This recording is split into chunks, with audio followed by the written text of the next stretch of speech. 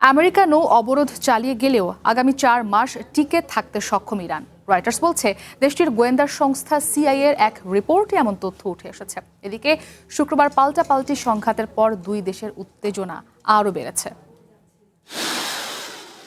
ইরানকে অর্থনৈতিকভাবে ধসিয়ে দিতে যুদ্ধবিরতির পর থেকেই নৌ অবরোধ শুরু করে ট্রাম্প প্রশাসন। তবে দেশটির গোয়েন্দা সংস্থা সিআইএর রিপোর্ট বলছে তেমন চাপ ছাড়াই আরও ৪ মাস টিকে থাকতে পারবে তেহরান। দেশটির ওপর আমেরিকার ব্যাপক অবরোধের প্রভাব সীমিত বলেও জানাচ্ছে গোয়েন্দা সংস্থাটি, যদিও অবরোধকে পুরোপুরি সফল বলে দাবি করছে ওয়াশিংটন।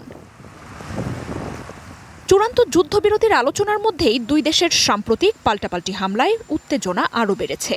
প্রেসিডেন্ট ট্রাম্প সংঘাতকে গুরুতর নয় এবং যুদ্ধবিরতি বহাল আছে জানালেও তেহরান তীব্র প্রতিক্রিয়া জানিয়েছে। দেশটির পররাষ্ট্রমন্ত্রী আব্বাস আরাগচি জানান, কূটনৈতিক আলোচনার টেবিলে ফেরত আসতেই বেপরোয়া সামরিক উন্মাদনায় মেতে ওঠে ওয়াশিংটন। সামরিক হামলার জবাব সামরিকভাবেই দেওয়ার হুঁশিয়ারি দিয়েছেন দেশটির শীর্ষ নেতারা। তবে যুদ্ধবন্ধ নিয়ে আশাবাদী ট্রাম্প জানিয়েছেন, ইরানের প্রস্তাবের অপেক্ষায় আছেন তিনি। সোমবার দুপুরে চূড়ান্ত চুক্তি নিয়ে আমেরিকাকে নিজেদের প্রস্তাব জানানোর কথা রয়েছে তেহরানের।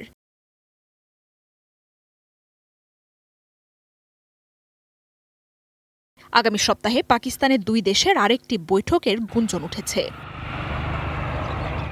হরমুজ ঘিরেও ইরান ও আমেরিকার বাহিনীর তৎপরতা জোরালো হয়েছে।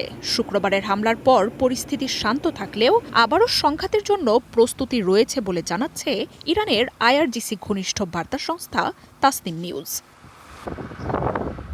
এদিকে শুক্রবার ইরানের গুরুত্বপূর্ণ খার্গ দ্বীপের ৭০ কিলোমিটারের বেশি এলাকা জুড়ে তেল ছড়িয়ে পড়ার কথা জানাচ্ছে পশ্চিমা গণমাধ্যমগুলো।